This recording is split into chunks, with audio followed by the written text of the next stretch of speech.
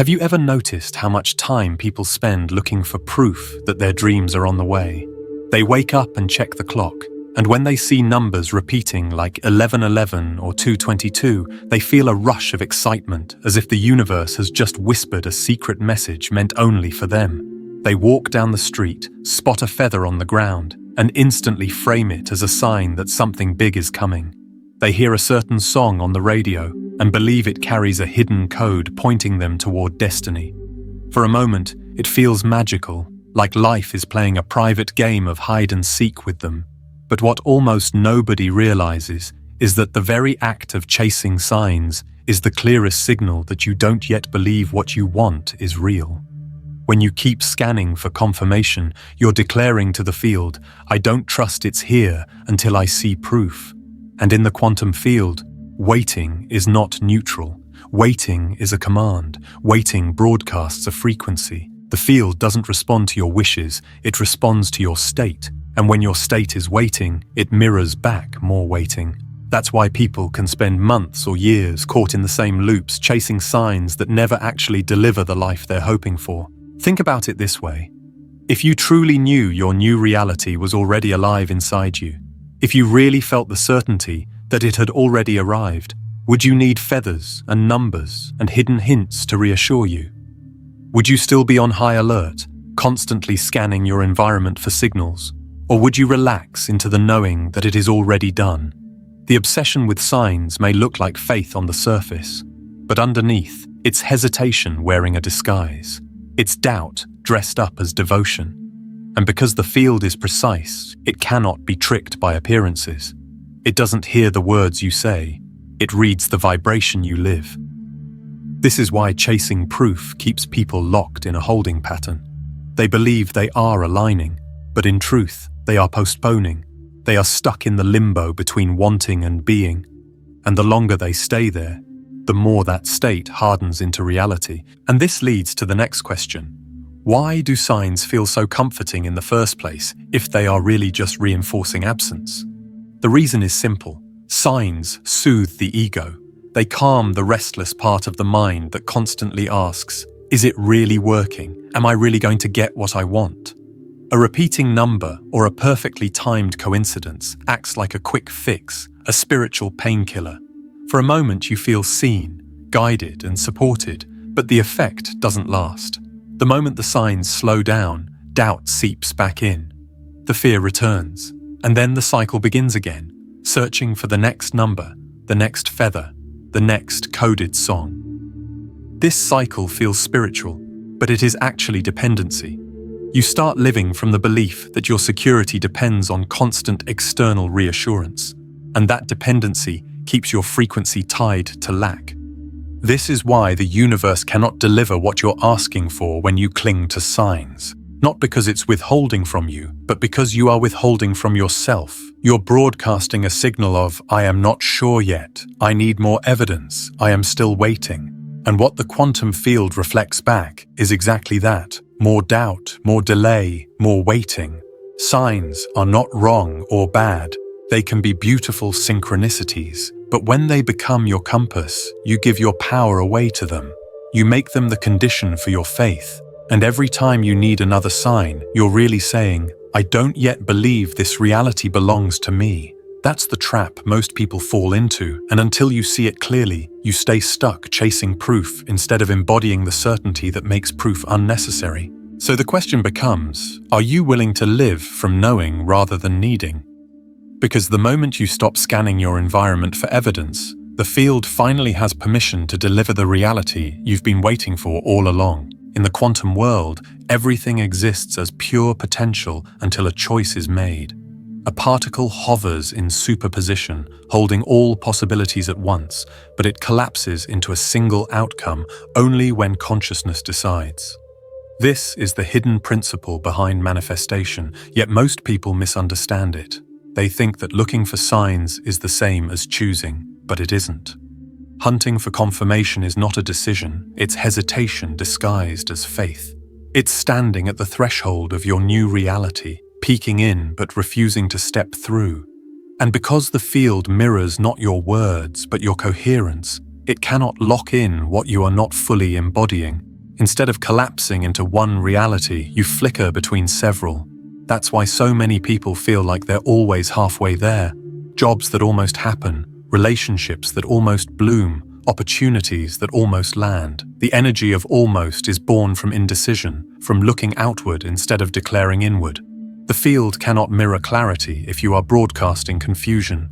Think about how much power lies in true certainty. When you embody the state of "it is already mine," your energy stops wavering. Your thoughts, emotions, and body align as one signal, and that signal is strong enough to bend probability. But when you are scanning the world for hints, you split your focus.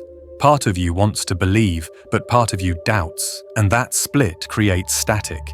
It's like tuning a radio halfway between stations. Instead of music, you only hear noise. The universe cannot amplify noise, it amplifies coherence. That's why some people manifest effortlessly, while others feel stuck repeating techniques without results. It's not about how many times you visualize or affirm. It's about whether you are broadcasting one clear frequency or a fractured one. Looking for signs keeps you fractured. Deciding once and for all is what collapses the wave. And here's the deeper illusion. Most of us were trained from childhood to seek external proof before we act. We waited for grades to know if we were smart enough, for permission slips to know if we were allowed, for feedback to know if we were doing well. That conditioning runs so deep that when it comes to creating reality, we carry the same pattern. We say, if the universe really heard me, it will show me something. But this is the mindset that locks us into delay, because reality is not a school teacher handing out marks, it's a mirror reflecting the energy you live from. Signs are not instructions delivered from outside, they are echoes of your current state. When you mistake the echo for the source, you wander in circles. You keep asking the mirror to show you something different while continuing to stand in the same posture. This is why the obsession with external proof is so dangerous for manifestation. It shifts your power away from the inner act of assumption and back into the hands of random events. You give away your sovereignty every time you say, "I will only believe if I see something." That is not creation, that is waiting. And waiting broadcasts absence. The truth is simple but difficult to accept. If you continue needing signs, you will continue attracting situations that keep you needing signs. But the moment you release the demand for proof and live as if it is already yours, the field has no choice but to reorganize itself around that knowing. That is the hidden fork in the road.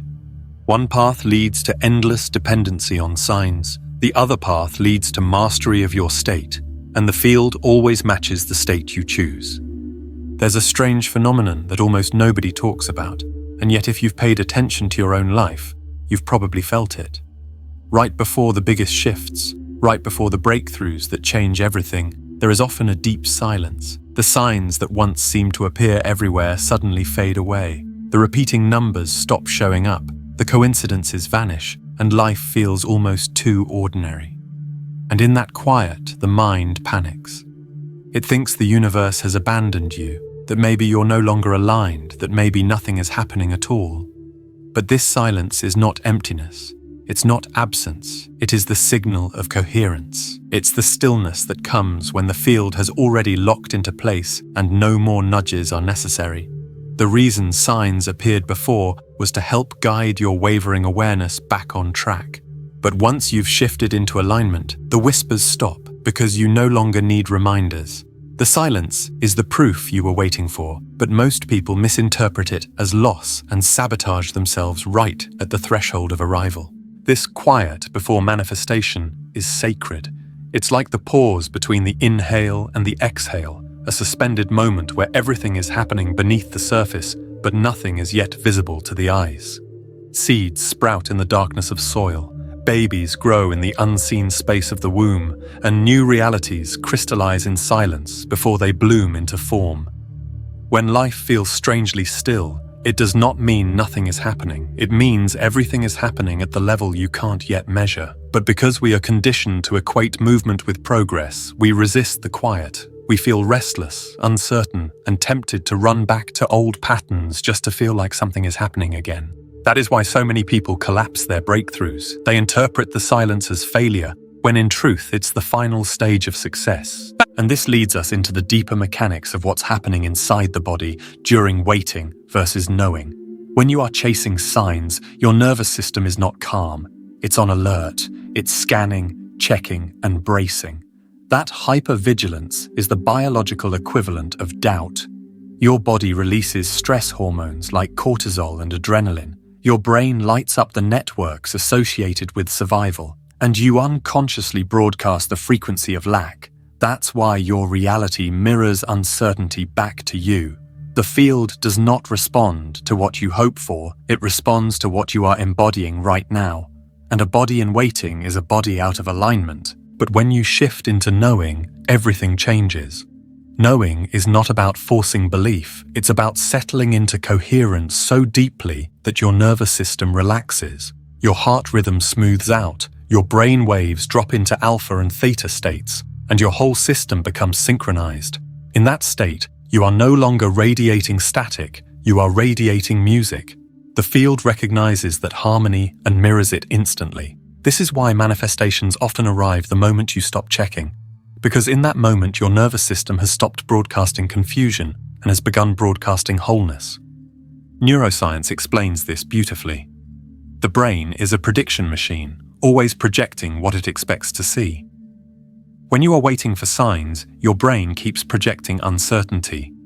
It's like holding up a filter that blocks you from recognizing opportunities, love, abundance, or solutions even when they're right in front of you. But when you shift into the state of already having, your brain reorganizes itself. Suddenly, it highlights the paths, the connections, and the possibilities that were invisible before. It's not that they weren't there, it's that you weren't tuned to them. The nervous system broadcasts your frequency, the brain filters reality to match that frequency, and the field reflects it all back. This is the loop of creation. And this is why shifting from waiting to knowing is not just a mindset trick. It's a complete recalibration of your biology, your consciousness, and your quantum field. So when the silence comes, don't misinterpret it. When your mind feels restless and tempted to search for more proof, remember this: the absence of signs is often the clearest sign of all. It means you are already aligned, your nervous system has shifted into coherence, and the field is quietly rearranging itself to deliver the reality you've chosen. This is the point where most people give up, but it's also the point where everything is about to unfold.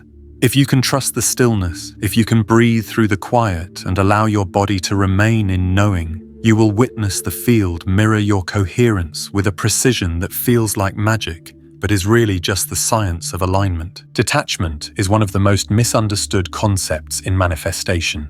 People often hear the word and think it means giving up, letting go of their desire, or pretending they don't care about what they want. But detachment has nothing to do with neglect. It is not about dismissing your dreams or convincing yourself you don't need them. Detachment is about releasing the grip of desperation so that your energy becomes clear, calm, and magnetic. Imagine planting a seed in the ground. You don't pull it up every morning to check if it's growing because the very act of digging interrupts the process. You plant it, water it, and trust the soil to do its job. That trust is detachment. You haven't abandoned the seed. You haven't given up on it. You've simply allowed it the space it needs to flourish. The same is true with the intentions you place into the quantum field. When you cling, beg, and constantly check for proof, you're disrupting the growth. But when you release the need for signs and trust the unseen, you create the fertile soil where manifestation thrives. Think about how the body feels when it's desperate for a result. There's tension, there's tightness, there's scanning for danger. The nervous system is in survival mode. This state broadcasts a frequency of lack, and the field reflects it faithfully. Detachment flips the switch. When you let go of the urge to monitor, when you stop demanding evidence, your nervous system shifts into safety. Your breathing slows, your muscles relax, your heart rate steadies, and suddenly you're no longer signaling absence, you're signaling trust. You're telling the universe, I know this is already mine, and I don't need to cling to it. That vibration is what collapses timelines. It's not that you don't want it anymore. It's that you no longer doubt it, and the universe responds to that knowing faster than it ever could to your constant checking. Detachment is the invisible act of creation because it takes you out of interference. In physics, when waves are aligned, they amplify each other into coherence. But if you disrupt them with noise, they cancel each other out. Your field works the same way. Every time you worry, check, or beg for a sign, you are interfering with the wave of creation. But when you release, when you stop poking at the process, the wave stabilizes. That stability is power. That power is what the quantum field mirrors. Spiritual traditions have always described this. Taoism calls it wu wei, effortless action. Christianity calls it faith resting in the unseen. Buddhism calls it non-attachment. Different words, but the same principle. Creation doesn't come from clinging, it comes from surrender. And once you understand this, something incredible happens. You stop chasing signs because you realize you don't need them. You begin to embody the deeper truth. You are the sign. You are the signal the universe has been waiting for. Your state of being is the only confirmation slip you'll ever need. When you radiate love, the world reflects love. When you radiate abundance, opportunities flow toward you. When you radiate wholeness, life organizes itself to confirm it. The signs you once chased still appear, but they no longer carry the same weight. A repeating number might show up, but instead of clinging to it for reassurance, you smile because you know it's simply echoing your alignment. A coincidence might unfold, but you no longer treat it as a lifeline. You recognize it as a mirror of who you already are. The shift from seeking to being is the turning point of manifestation. As long as you're waiting for the universe to prove something to you, you are stuck in the role of seeker. And the seeker never arrives because the act of seeking keeps the object of desire out of reach. But the moment you decide, the moment you embody the state of already having, you become the receiver. You stop asking the world to send you signs, and instead, you radiate a frequency so strong that the world has no choice but to match it. That's why some people seem to attract everything effortlessly. It's not luck, it's not special privilege, it's the frequency of being. They have stopped searching for signs because they have become the sign. They live as the walking, breathing evidence of the reality they desire. And here's the most beautiful part. When you live this way, synchronicities don't disappear, they multiply. But your relationship to them is completely different. They no longer feel like breadcrumbs leading you somewhere uncertain. They feel like playful winks from the universe, reminders of what you already know. You don't rely on them because you don't need to. You enjoy them because they're fun. That's the power of becoming the signal instead of chasing the signal. You are no longer trapped in dependency.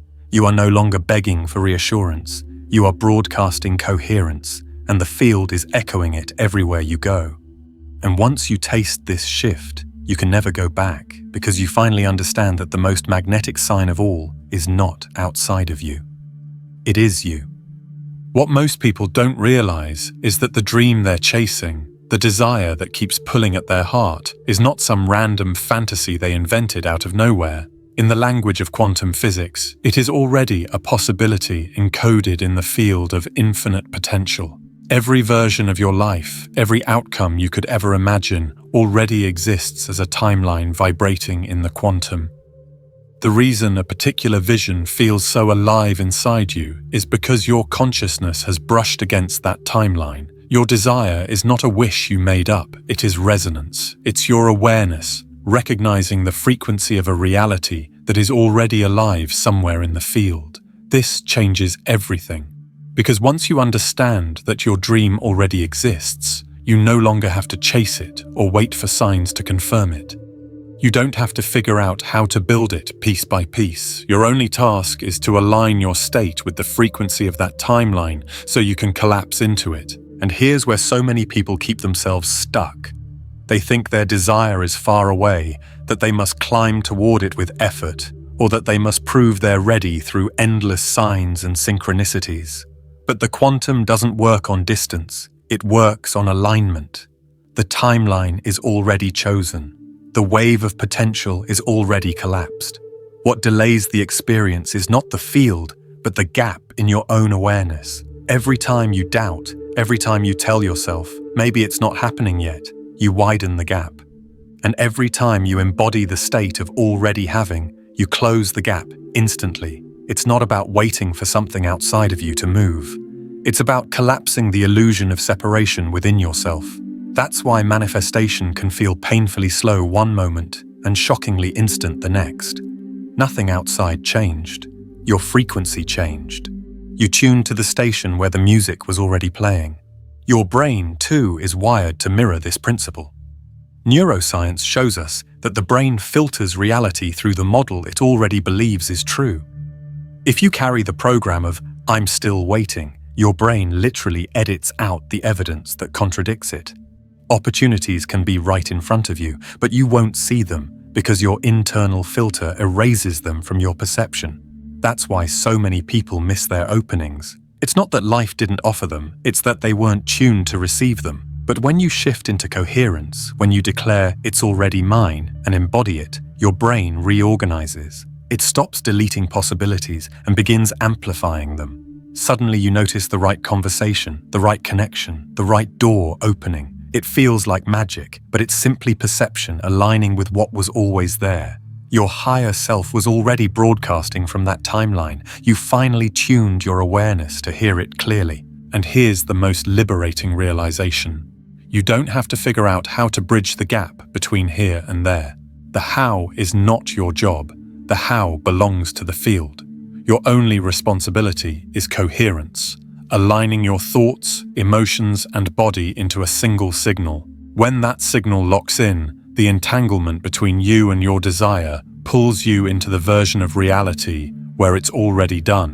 Just as two particles, once entangled, remain connected across space and time, your dream and your current self are already entangled.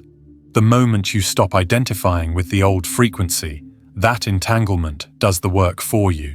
You don't chase the dream, you collapse into it. Life rearranges itself in ways you could never have planned. The timing looks miraculous. The people show up out of nowhere. The opportunities feel too precise to be coincidence. But it was never coincidence. It was coherence. So the real question becomes, how do you live from that knowing? How do you stop vibrating with someday and start vibrating with done? The answer is deceptively simple. You begin to live as the version of yourself who already has it. You move, speak, breathe, and make choices as if the timeline is already yours, because it is. That doesn't mean forcing yourself to fake it. It means letting yourself relax into the certainty that you don't have to prove anything anymore. You no longer need external validation because your inner state has become the proof. When you do this, a quiet confidence rises. You stop chasing signs because you are no longer asking if it's coming. You already know it's here. And that knowing is the frequency the universe mirrors without fail. This is the final paradox. Manifestation feels impossible when you are waiting for it, but it becomes effortless the moment you stop waiting. The field doesn't amplify effort, it amplifies frequency. It doesn't reward those who chase the hardest. It reflects those who align the clearest. That's why the most magnetic people aren't the ones working the hardest to prove themselves. They are the ones who radiate coherence so naturally that life bends around them, and you can do the same. The moment you stop living in the vibration of hope and shift into the vibration of knowing, your world begins to reorganize itself. Synchronicities don't appear to reassure you. They appear because your state has shifted and the field is echoing it. Opportunities don't knock because you begged for them. They knock because you've become the person who naturally attracts them. Love, abundance, freedom, they all flow to the version of you that already embodies them. So let this truth settle deeply. The timeline is already chosen. The reality you desire is not waiting for you in the distance. It is here, coded in the field, entangled with you, pulling you toward it every time you align. You don't need to wait for another sign. You don't need to keep asking if you're on the right track. You are the track. You are the signal. The moment you breathe from this knowing, the moment you carry yourself as someone who has already arrived, the shift becomes undeniable. Life stops feeling like something you chase and starts feeling like something you allow. And in that state, manifestation is no longer effort, it is inevitability. That is the power of becoming coherent. That is the essence of living as if it is already done. And once you step into that state, you will look back and wonder why you ever wasted time waiting for signs when you had always been the sign yourself.